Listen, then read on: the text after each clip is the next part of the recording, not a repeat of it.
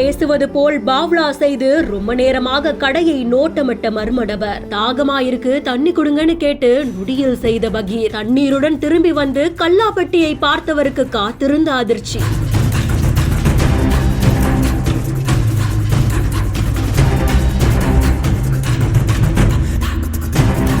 சூலூருக்கு பக்கத்துல பட்டணத்துல வச்சிட்டு இருக்கிறவங்க தான் 40 வயதான செந்தில் அவர்கள். அதே ஊர்ல தன்னோட வீட்டுக்கு பக்கத்திலேயே செல்போன் கடை ஒண்ணு நடத்திட்டு இருக்காங்க. கணவன் இல்லாத நேரத்துல மனைவி தான் அந்த கடையை கவனிச்சிட்டு இருந்திருக்காங்க.